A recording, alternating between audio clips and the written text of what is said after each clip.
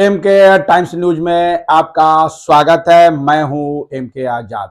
आज हम बात करेंगे कि 5 विधानसभा चुनाव के जो रिजल्ट आए हैं, क्या यह 2024 की ओर संकेत करने लगे हैं कि 2024 में भी मोदी सरकार ही आएंगे।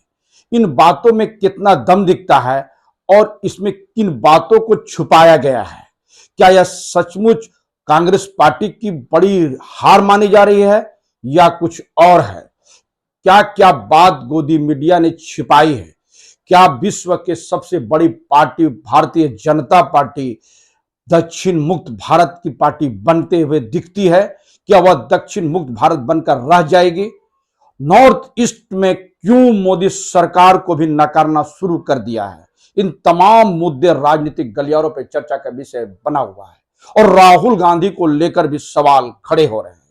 लेकिन जिस शिद्दत के साथ कांग्रेस पार्टी ने पांचों विधानसभा चुनाव में अपनी उपस्थिति दर्ज की और अगर वोटों के लिहाज से देखा जाए तो 10 लाख ज्यादा वोट के जो दावे कांग्रेस पार्टी कर रही है उसमें बहुत दम तो जरूर दिखता है। और निश्चित तौर पर जब साउथ के दूसरे विधानसभा चुनाव में भी भारतीय जनता पार्टी पूरी तरह से विफल हो गई तो इसे क्या कहा जाए।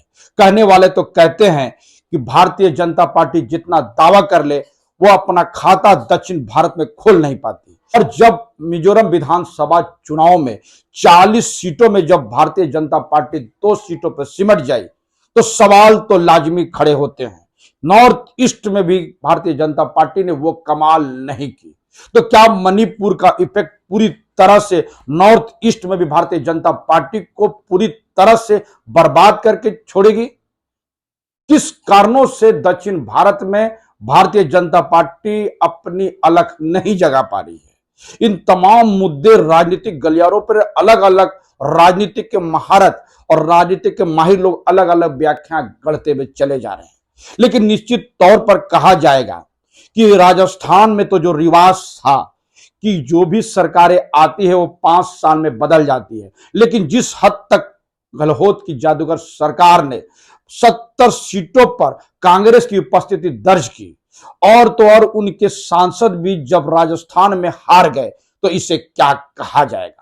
और जब बात चली थी मध्य प्रदेश में तो निश्चित तौर पर कहा जाएगा कि पूरी तरह से कमलनाथ और दिग्विजय सिंह की जो जोड़ी थी, जो पूरी तरह से इस तरह दिखाने की कोशिश कर रहे थे कि सब कुछ वो करके दिखा देगा।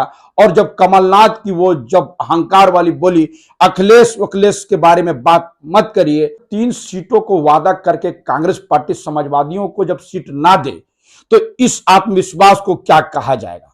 लेकिन सबसे बड़ा सवाल तो छत्तीसगढ़ में है। सबसे बेहतर मुख्यमंत्री के दावा कांग्रेस पार्टी और भूपेश बघेल तो खुद भी करते हुए नजर आते थे तो इसे क्या कहा जाए।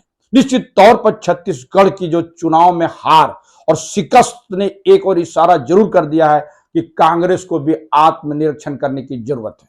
लेकिन सवाल है कि कांग्रेस में आत्मनिरीक्षण होता नहीं है, इसकी समीक्षा तो होती है पर उसके कोई रिजल्ट तो सामने आते नहीं है।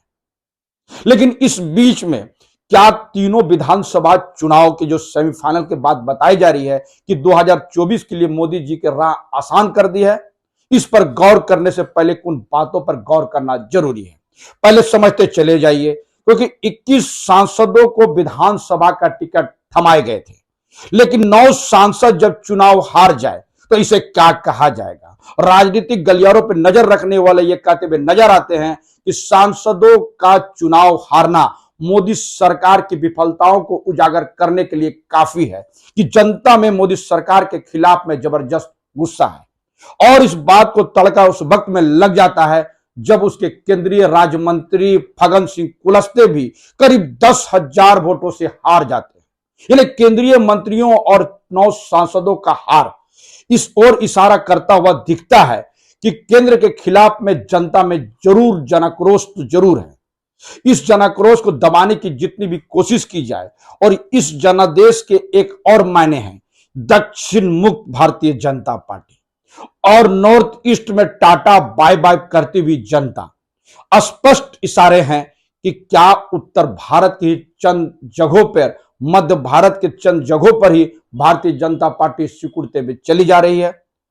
इन बातों को समझने से पहले राहुल गांधी की उस बयान को समझने की जरूरत है जिसमें उन्होंने कहा था कि कांग्रेस मुक्त की बात भारत की जनता कभी बर्दाश्त नहीं करेगी। जिस नैरेटिव को भारतीय जनता पार्टी ने विगत 9.5 साल में गढ़ने की कोशिश की कि वो सुचिता की सरकार है, तो छत्तीसगढ़ के कुछ आंकड़े देखने जरूरी है। बताया जाता है कि भारतीय जनता पार्टी ने दागी 17 लोगों को टिकट दिए थे, जिसमें 13 जीत कर चले आए। ट्रैक रेट की बात किया जाए तो 76% हो जाते हैं और कांग्रेस ने भी 13 उम्मीदवार को दागी को टिकट दिए थे, यानी 13 दागी को टिकट देने के बाद सिर्फ 6 ही जीत के चले आए, यानी 40%। तो इसे क्या कहा जाएगा, आंकड़ों की बाजीगरी है या कुछ और? लेकिन बड़े दिलचस्प नजारे इस वक्त में छत्तीसगढ़ में भी देखने को आए हैं। यह कि 22 लोगों के टिकट कांग्रेस पार्टी ने काटे थे और 15 हार गए, यानी जो टिकट बांटने में गलती है उसका खमियाजा भी पूरी तरह से कांग्रेस पार्टी ने अति उत्साह में जरूर उठाई और इसका खमियाजा ना आने वाला वक्त में भी उठाते हुए नजर आएगा।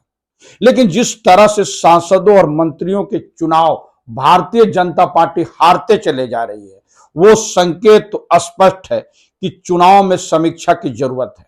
अब चलिए राजस्थान की बात कर लेते हैं और यह भी जानने की कोशिश करते हैं कि महिलाओं ने राजस्थान, मध्य प्रदेश और दूसरे राज्यों में किस तरह से किसको वोट दिए, उनकी रेशियो क्या है, दलितों का और आदिवासियों का रुझान उनके सीटों पर किस ओर करवट की तरफ बैठी है। तो समझने के पहले अब यह भी जान लीजिए कि राजस्थान में हुआ क्या था। तो चलिए सबसे पहले राजस्थान की बात कर लेते हैं, क्योंकि वहां रिवाज की बात थी, सत्ता की वापसी की बात की जा रही। 88 सीटों पर महिला वोटिंग ज्यादा हुई, उसमें से 50 सीटें तो भाजपा ने जीत ली, 30 सीटें कांग्रेस ने जीती और अन्य के खाते में भी 8 सीटें चली गई। यानी महिलाओं का रुझान पूरी तरह से राजस्थान में भारतीय जनता पार्टी के पक्ष में गई, तो कांग्रेस को भी निराश नहीं किया। इसमें बातें हैं, इसको भी आगे बढ़ाते चलते हैं और पता करते हैं कि दलितों और आदिवासियों की सीटों में भारतीय जनता पार्टी कहां थी और कांग्रेस पार्टी कहां। एसी और एसटी की कुल 59 सीटों में एससी की 34 सीटों में भाजपा 22 सीट और 11 कांग्रेस को, लेकिन एसटी में 25 में से 12 भाजपा और 10 कांग्रेस को मिली। कुल 59 सीटों में भाजपा को 34 और कांग्रेस को 21 सीटें मिली। अंदाजा लगाते चले जाइए, एसटी सीटों में जहां भाजपा 25 में 12 तो कांग्रेस ने 10, यानी एसटी यानी आदिवासी बहुल क्षेत्रों में कांग्रेस को भी लोगों ने आलिंगन जरूर किया। यह अलग सी बात है कि राजस्थान में भी आदिवासियों ने ज्यादातर भाजपा के तरफ अपने रुख को कायम रखा। लेकिन एससी की बात किया जाए, दलितों की बात की जाए, तो सबसे ज्यादा बाजी तो राजस्थान में भारतीय जनता पार्टी के पक्ष में को ले चलते हैं मध्य प्रदेश। वहां भी जानते हैं कि महिलाओं का रुख किस ओर था और दलितों और आदिवासियों ने किस ओर अपनी रुख कायम की, उनकी रुझान किस पार्टियों की तरफ प्राथमिकता के आधार पर बढ़ते चली। भाजपा ने 28 को टिकट दिए थे, 20 जीत गई, सक्सेस रेट 7.142%। कांग्रेस ने 30 को टिकट दिए, जिसमें मात्र 6 ही जीत पाई, सक्सेस रेट 20%। 252 महिलाएं उतरी थी, 26 ही जीती। 2018 में 25 महिलाएं जीती थी, 34 सीटों पर उनकी वोटिंग पुरुषों से ज्यादा थी, उसमें से 21 पर, उसमें 21 पर भाजपा ने बाजी मार ली। यानी मध्य प्रदेश में भी भारतीय जनता पार्टी को महिलाओं ने पूरी तरह से एक मुश्त वोट जरूर दी। तो यह समझने की जरूरत है कि महिलाओं का रुझान इस 5 विधानसभा चुनाव में ज्यादातर सीटों पर भारतीय जनता पार्टी के पक्ष में चली। और आदिवासी और एससी सीटों पर बात किया जाए तो 47 आदिवासी सीटों में से भाजपा 24, कांग्रेस 21 जीती। पिछली बार भाजपा को 16 सीटें मिली थी, 35 एसटी सीटें में से 26 भाजपा को, 9 कांग्रेस ने जीती। और मध्य प्रदेश में एक बड़ा दिलचस्प नजारे हैं कि जिन सीटों को भारतीय जनता पार्टी ने काटी थी उसमें ज्यादातर में भारतीय जनता पार्टी जीत गई, यानी 27 सीटें काटी गई, 24 जीत दर्ज कर ली। जब छत्तीसगढ़ में कांग्रेस ने 22 की काटी तो 15 हार गए। यानी जिस तरह से भारतीय जनता पार्टी ने टिकटों का बंटवारा किया, अलग अलग बातें, अलग अलग दावे, लेकिन एक बात स्पष्ट है कि विश्व की सबसे बड़ी पार्टी दक्षिण भारत में अपना परचम क्यों नहीं लहरा पा रही है, इसका जवाब तो भारतीय जनता पार्टी के दिग्गज भी देने से कतराते हैं।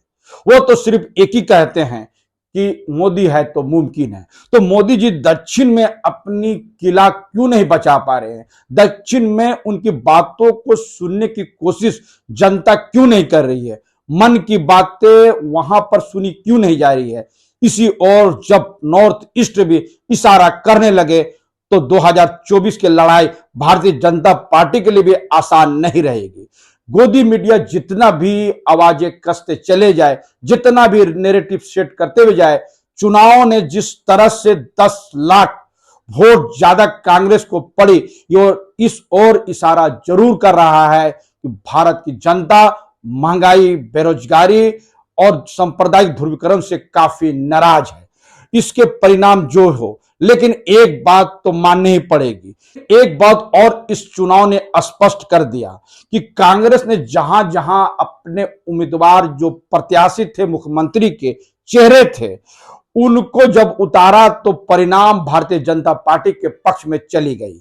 यूं कहा जाए तो मध्य प्रदेश में जब कमलनाथ थे तो गहलोत राजस्थान में और भूपेश बघेल छत्तीसगढ़ में, और तीनों जगह पर जब मोदी जी के चेहरे थे तो भारतीय जनता पार्टी ने बाजी मार ली। लेकिन तेलंगाना में ना भारतीय जनता पार्टी के चेहरे थे और ना ही कांग्रेस पार्टी के।